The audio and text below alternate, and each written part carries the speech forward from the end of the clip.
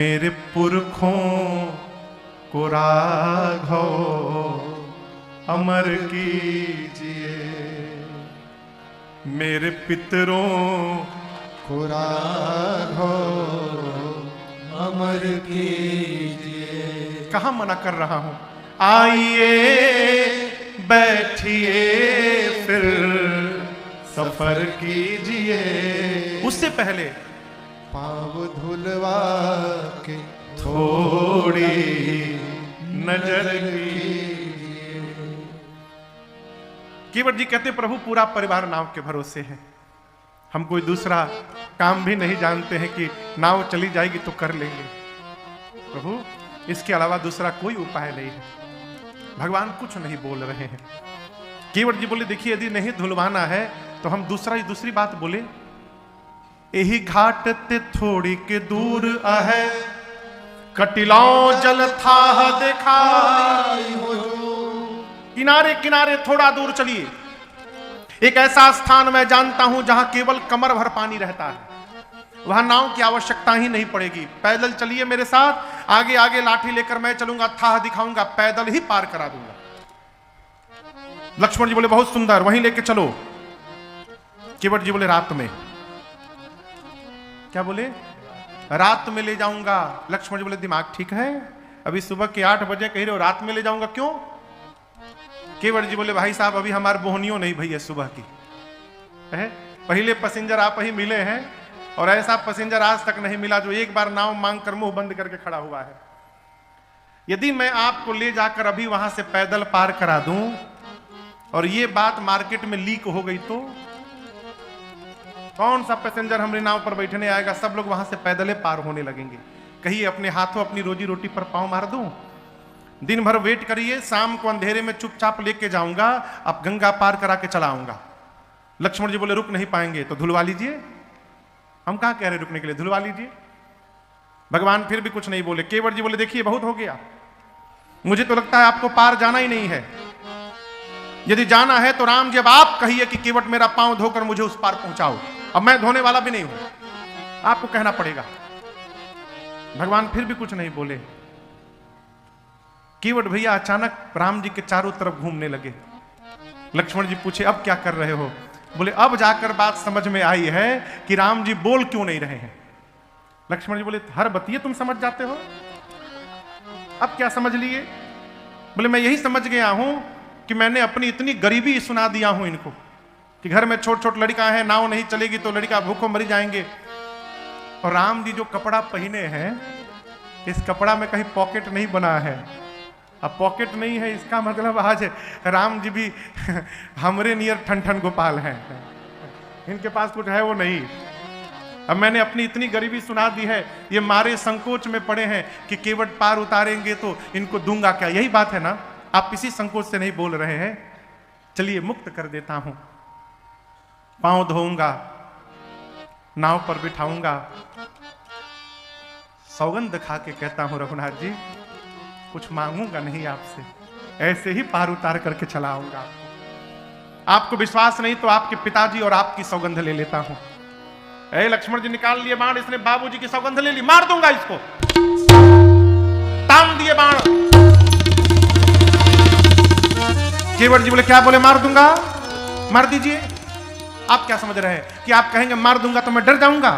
अरे मैं जानता हूं कि आज यदि मर गया मैं तो ऐसी मृत्यु न आज तक कभी किसी को मिली होगी, न भविष्य में कभी किसी को प्राप्त होगी। मारिए तुरंत। लक्ष्मण जी बाण खींचे खींचे बोले अब क्या समझ गए तुम? अब क्या समझ गए कि ऐसी मृत्यु कभी किसी को नहीं मिलेगी? केवट जी बोले मैंने सुना है मरते समय आपके भैया का नाम यदि मुख पर आ जाए तो जीव का उद्धार हो जाता है। आप बाण मारेंगे, बाण मुझे लगेगी, फिर मैं आपको नहीं दिखूंगा, राम जी को देखूंगा। मेरे मरते समय राम जी का नाम नहीं, साक्षात राम जी आंखों के सामने खड़े रहेंगे। ऐसी मृत्यु किसी को नहीं प्राप्त होगी। जैसे बाण लगेगा लक्ष्मण जी गंगा जी में कूद जाऊंगा। 2-4 बूंद पिया जाता है ना मरते समय, 2-4 बूंद नहीं, तब तक गंगा जल पीऊंगा जब तक मरी ना जाऊं।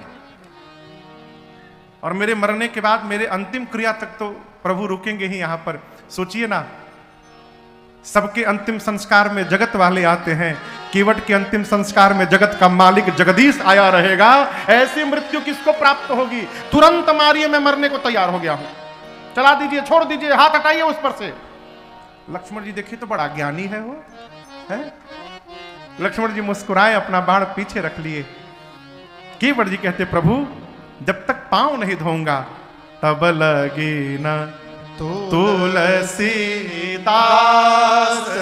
नाथ कृपाल पार उतारी हो।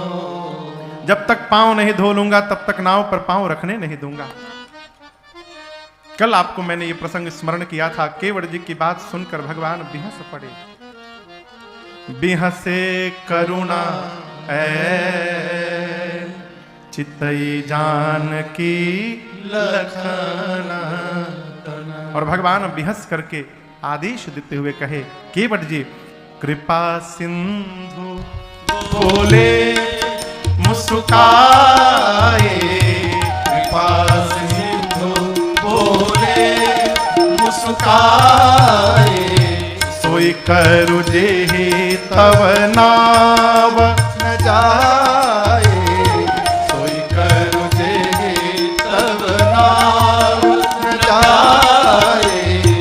बेगी आनु जल पाय पखारो, बेगी आनु जल पाय पखारो, होत विलंब उतारहि पारो, होत विलंब उतारहि पारो, होत विलंब उतारहि पारो, होत विलंब उतारहि पारो। केवट जी से भगवान ने कहा केवट जी आप वही करिए जिससे आपकी नाव बच जाए। केवट जी बोले प्रभु हम पहले बता चुके, हम गंवार हैं, हम इतनी गूढ़ भाषा हमको समझ में नहीं आती, आप कह दिए वही करूं, क्या करूं? हमको सीधा सीधा बताइए क्या करना है। लक्ष्मण भैया बोले प्रभु एक बार आज्ञा दीजिए तो हम बतावें इनको। राम जी बोले नहीं नहीं हम ही को बताने दो। भगवान अब स्पष्ट बोले बेगी आनु जल पाय पखारो, शीघ्र जल लाकर पांव पखारिए। क्यों? होत विलंब उतारहि पारो। विलंब हो रहा है केवट जी, शीघ्र हमको गंगा के उस पार पहुंचाइए।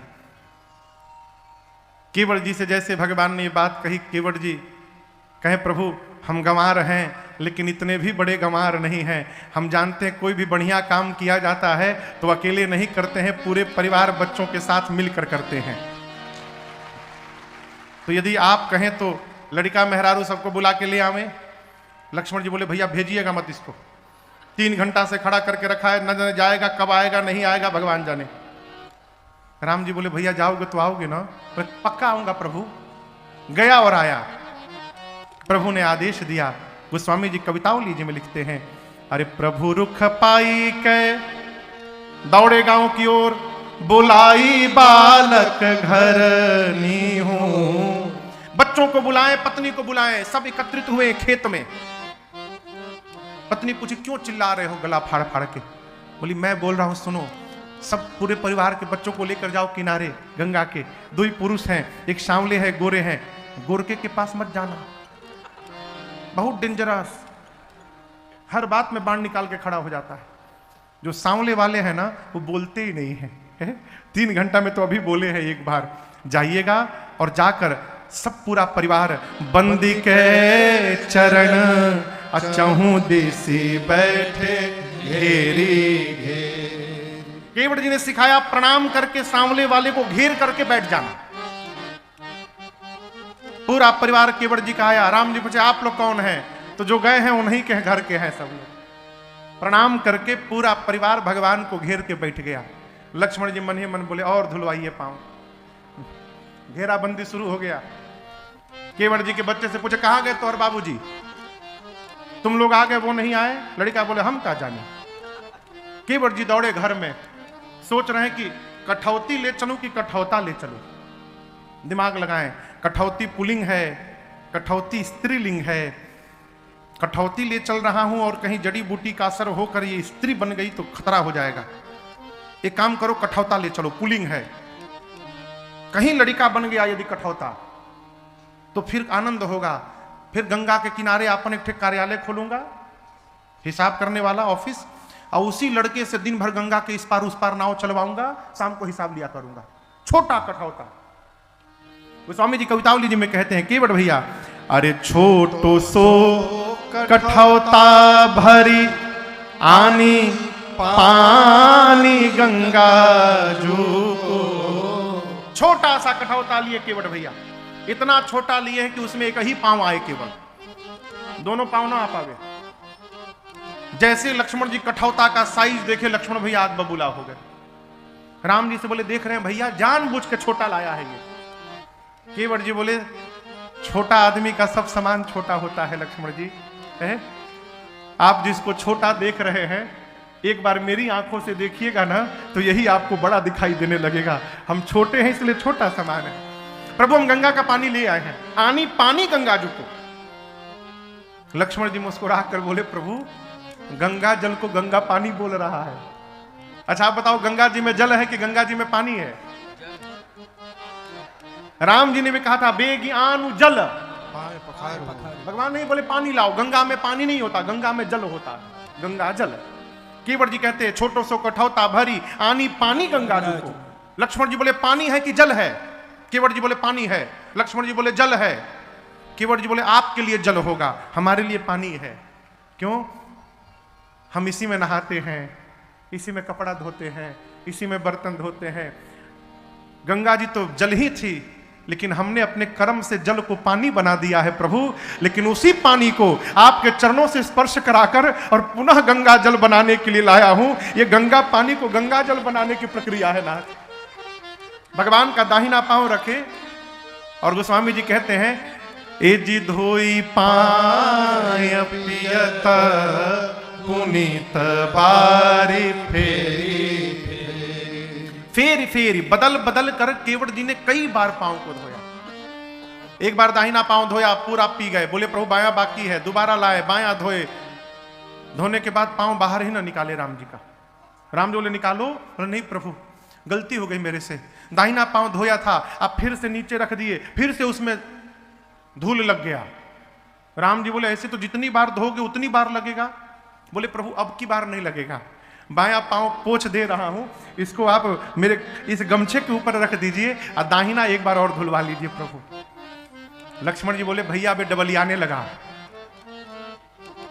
दोबारा धोएगा दाहिना पांव। राम जी बोले अच्छा कर लेने दो, जाओ लेके आओ। दाहिना पांव दोबारा धोए, 3 बार धो चुके हैं। पुनीत बारी फेरी फेरी, तीनों बार का जल पी गए।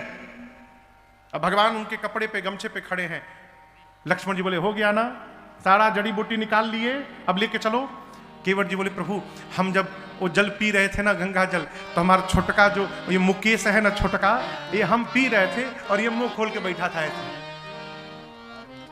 एक बार प्रभु और पांव धुला लेंगे ना तो इन सबको थोड़ा थोड़ा प्रसाद मिल जाएगा। है?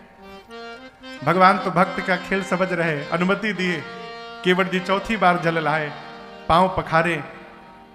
और आपको बतावें इसके पहले चरणामृत पिया नहीं जाता था।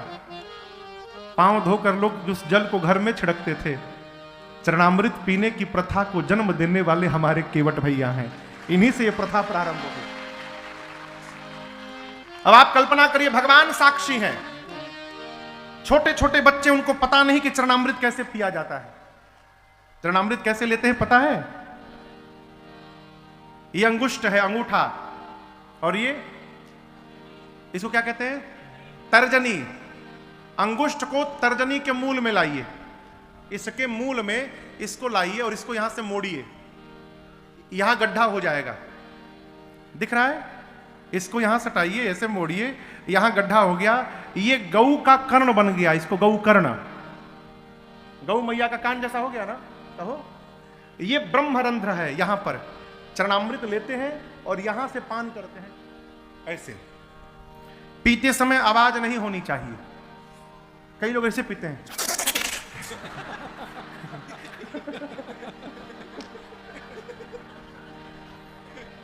पीते समय आवाज नहीं होनी चाहिए। चरणामृत पान करने के बाद हाथ नहीं धोया जाता, उस अमृत को शरीर के अंग में पोंछ लेना चाहिए। शरीर में पंचामृत पीने के बाद हाथ धोना चाहिए। केवट जी के बच्चों को पता नहीं कैसे चरणामृत लेना है। केवट जी अपने हाथों से उनका मुख खोल खोल के और उनके मुख में भगवान का चरणामृत डाल रहे हैं, और भगवान ये दृश्य देखकर भीतर भीतर गदगद हो रहे हैं कि आज केवट जी अपने साथ पूरे परिवार को तार रहे हैं। पूरे परिवारीजनों को केवट जी ने चरणामृत पान कराया। लक्ष्मण जी बोले हो गया ना? बोले प्रभु गांव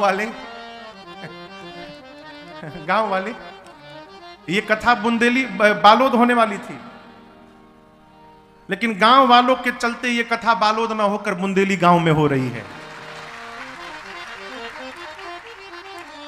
ये कथा चाचा जी शहर में होना था, बालोद में। बाबूजी बोले भैया से कि गांव के लोग कैसे सुन पाएंगे, तो ये कथा बालोद गांव में हो रही है। केवट जी बोले गांव वाले दिन रात में वही हमारे साथ खड़े रहते हैं नाथ, सुख दुख में। आज जब इस अमृत को पीने का अवसर आया तो मैं उनको भूल जाऊंगा। आप ही कहिए कहां का न्याय होगा ये है?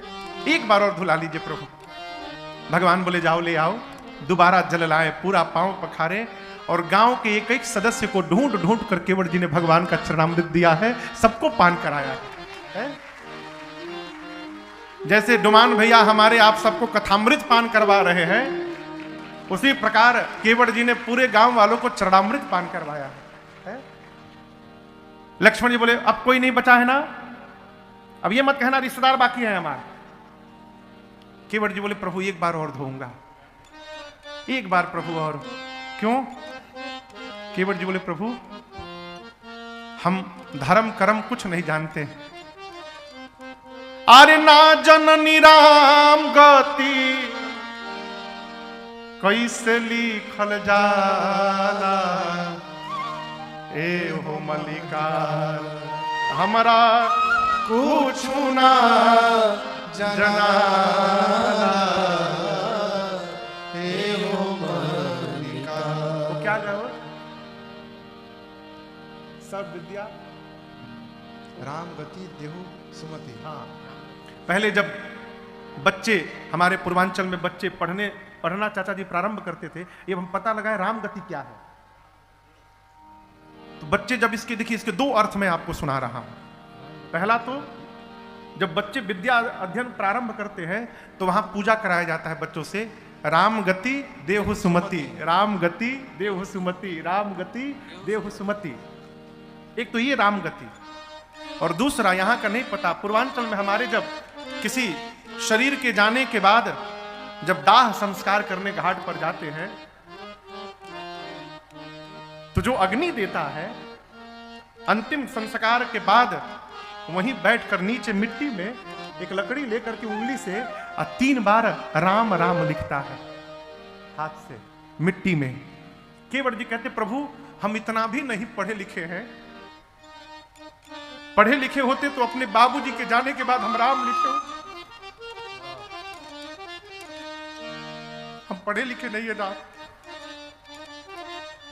हम अंतिम संस्कार के बाद राम भी नहीं लिख पाए, हम कुछ नहीं जानते। अरे ना जननी राम गति कैसे लिखल जाला, हे हो मलिका हमरा कुछ ना जनाला, हे हो मलिका। प्रभु जो स्वाद मेरी जिह्वा को प्राप्त हुआ है, आज वही स्वाद ये केवट अपने पितरों को देना चाहता है। प्रभु एक बार आप पांव धुला लेंगे, उसी जल से पितरों को तर्पण करना चाहता हूं मैं। प्रभु ने अनुमति दी। केवट भैया केवट रामा रजाय सुपावा, केवट रामा रजाय सुपावा, पानी कठावता भरी ले आवा, पानी कठावता भरी ले आवा, अति आनंद उमगी अनुराग,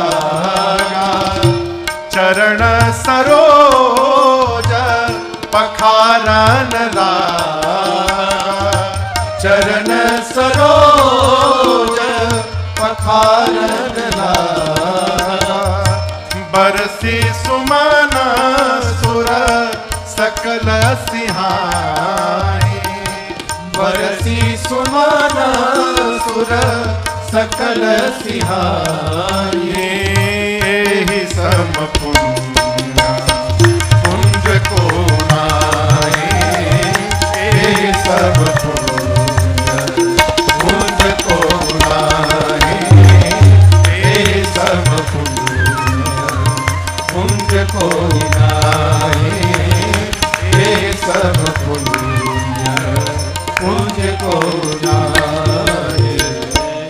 केवट भैया जल लेकर आए, अति आनंद, अति उमंग, अति अनुराग के साथ भगवान के चरणों को पखारे।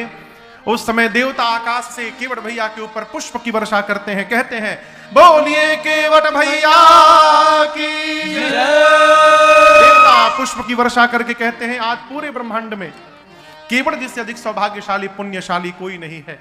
केवट भैया पद पखारी जलपान करी आप सहित परिवार, पितरु पार करी प्रभु ही पुनि मुदित गए पार। अपने पार भय, घर वालों को पार किए, गांव वालों को पार किए, पितरों को पार किए, और सबको पार करने के बाद अब केवट जी भगवान को पार किए। उत्तरी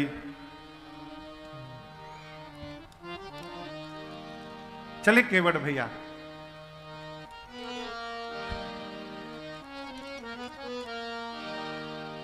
गंगा जी बेहवल हो गई।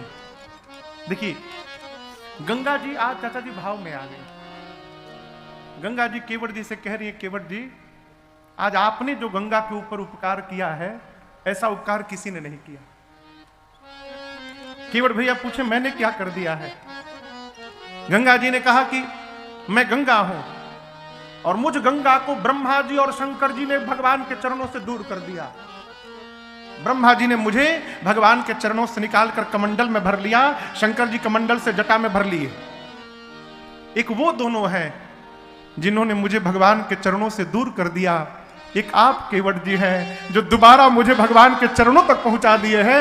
आपने जो उपकार किया किसी ने नहीं किया। गंगा विह्वल हो गई,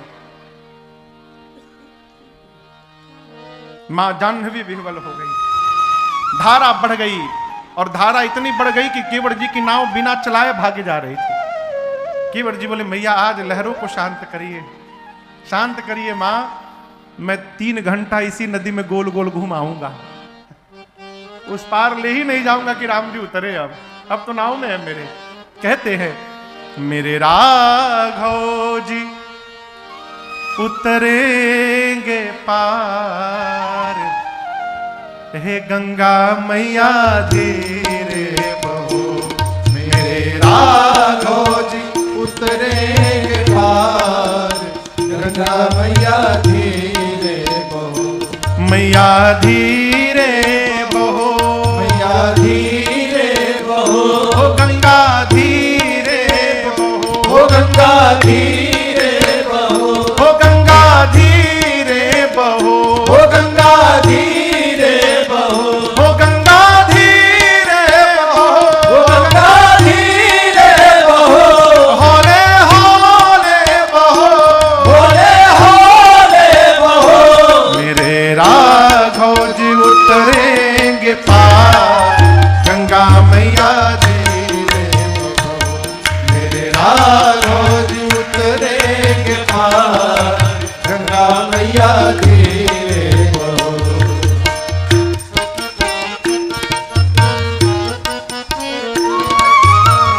गहरी नदिया नाव पुरानी, गहरी नदिया नाव पुरानी, चल पुरवैया न गति ठहरानी, चल पुरवैया नदी ठहरानी, मेरे प्रियतम, मेरे प्रियतम बड़े सुकुमार, गंगा मैया धीरे बहो, मेरे प्रियतम बड़े सुकुमार, गंगा मैया धीरे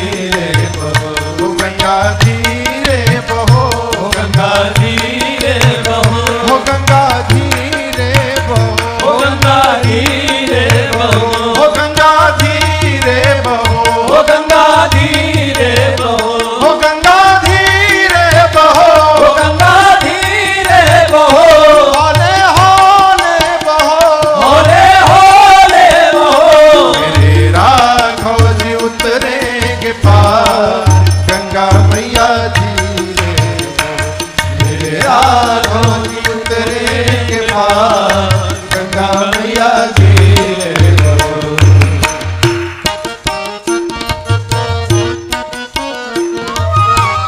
पुलक शरीर निरखियन में पुलक शरीर निरखियन में आनंद मगन होत दर्शन में आनंद मगन होत दर्शन आज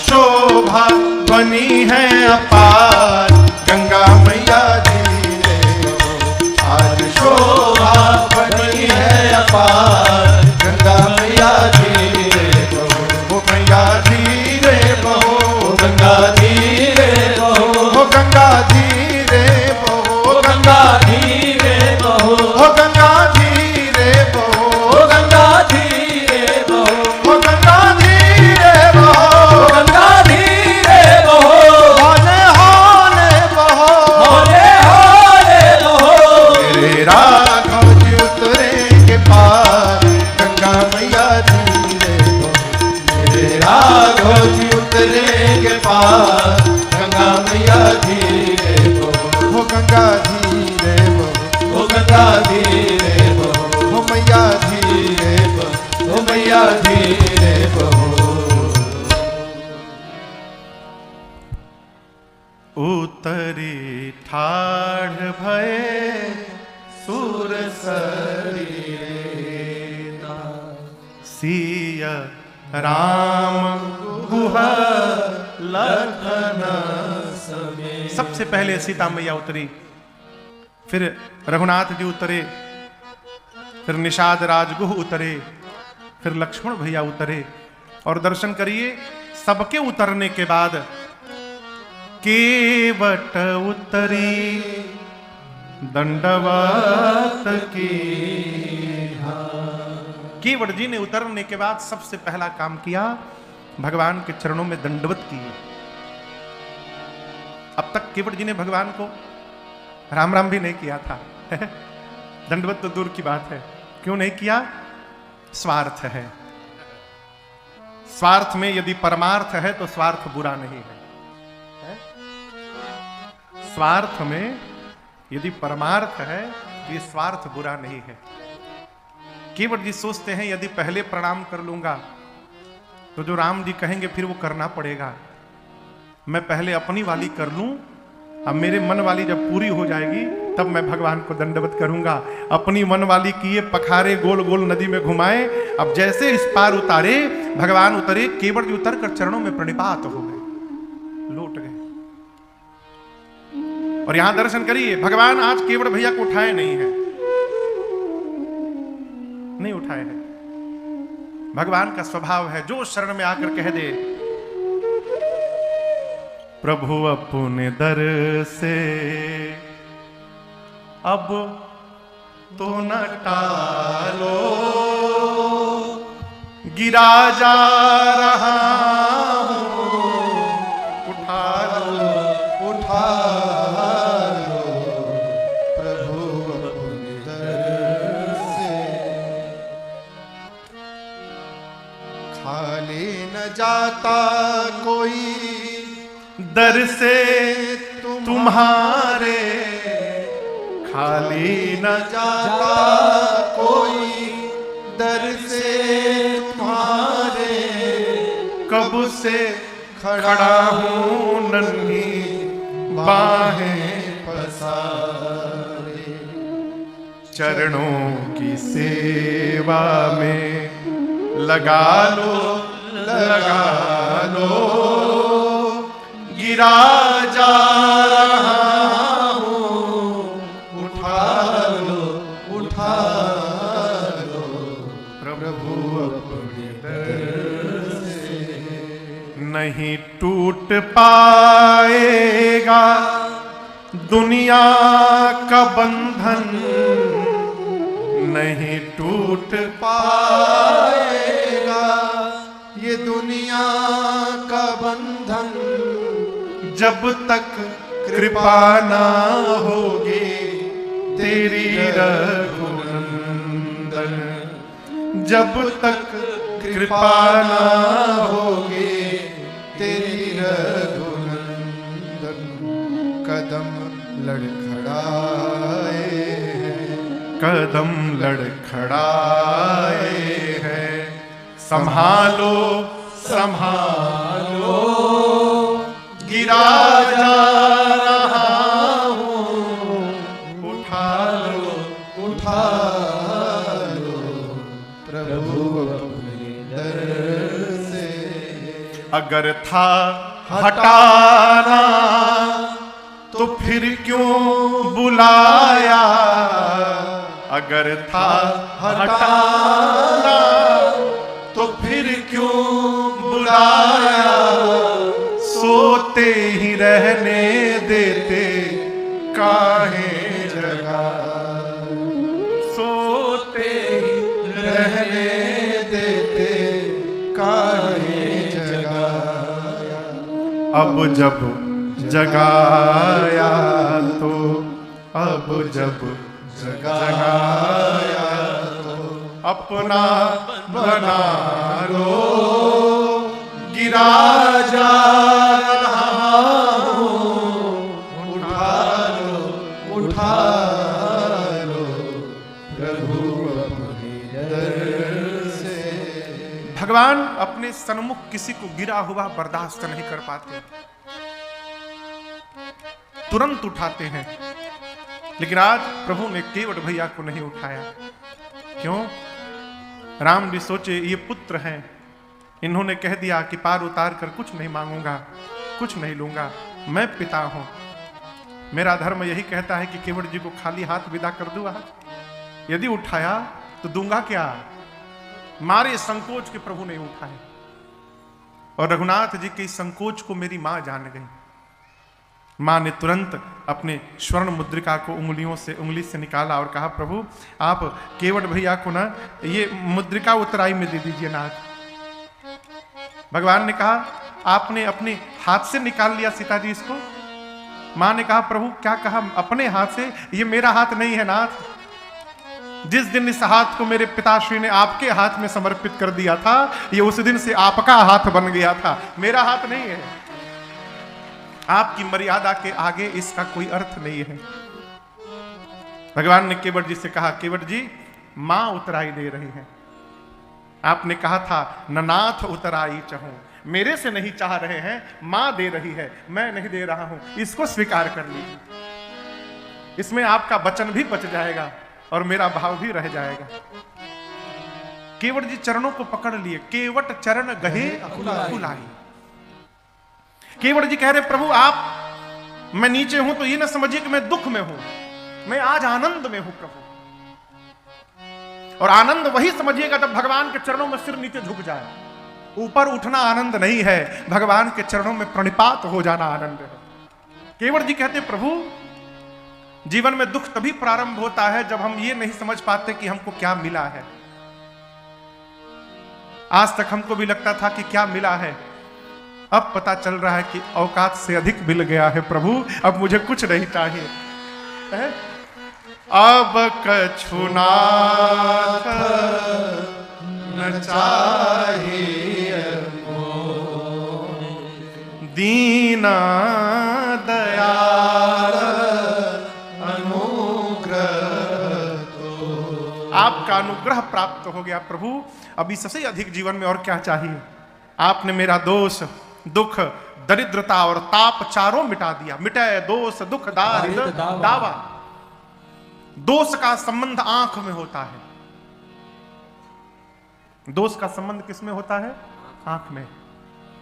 हमारे गायत्री चाचा कहते थे, यही आंख है, किसी से लड़ जाती है तो मार हो जाता है। यही आंख है, किसी से लड़ जाता है तो प्यार हो जाता है। और यही आंखें हैं, यदि इनसे लड़ जाए तो उद्धार हो जाता है। ये आंखों का ही है। केवट जी कहते, प्रभु दोष का संबंध आंख से है। जब तक आपको नहीं देखा था सब में दोष दिखाई पड़ता था। अब जब सब आप दिखाई पड़ गए हैं प्रभु, चारों तरफ केवल आप ही आप दिखाई दे रहे हैं, आपने मेरी आंखों का दोष समाप्त कर दिया। दुख मिट गया। दुख इसलिए मिट गया कि जब आप प्राप्त हो गए तो उसके जीवन में कहां दुख बचेगा। आप सुख के समुद्र हैं, और जहां सुख का समुद्र पहुंच जाए दुख लवले सन सपने हो ताके, दुख समाप्त हो गया। आपने मेरी दरिद्रता मिटा दी। देखिए, अभाव दरिद्रता नहीं है, दरिद्रता का संबंध अभाव से नहीं है, स्वभाव से है। दरिद्र कौन? होने के बाद भी जो मांग रहा है वो दरिद्र है। घर में रखने के लिए जगह नहीं है और उसके बाद भी मांग रहा है, वो दरिद्र है। भर पेट खाना खाया है, पकौड़ी देखकर पानी निकल रहा है, वो दरिद्र आदमी है। केवट जी कहते, प्रभु आपने मेरी दरिद्रता मिटा दी। मिटे दोष दुख दारिद्र दावा, दावा यानी ताप। लक्ष्मण जी पूछ रहे थे, मैंने 3 बार क्यों पिया? 3 ताप जीव को जलाता है, दैहिक ताप, दैविक ताप और भौतिक ताप। मैंने 3 बार आपका चरणामृत पान किया प्रभु, और 3 बार के चरणामृत ने केवट के तीनों ताप को समाप्त कर दिया। आपने मेरे हृदय का ताप मिटा दिया प्रभु, अब क्या चाहिए? अब कुछ नहीं चाहिए, देना ही है नाथ। तो लौटते समय फिरती बार मोहि जो देवा सो प्रसाद में सिर धर ले। लौटते समय आप जो देंगे प्रभु, उसको प्रसाद मानकर मैं सिर पे धारण करूंगा। बहुत कहा प्रभु ने, सीता जी ने, लक्ष्मण भैया ने, परंतु नहीं कछु केवट ले। अंत में अपनी विमल भक्ति देकर भगवान ने केवट भैया को विदा किया है।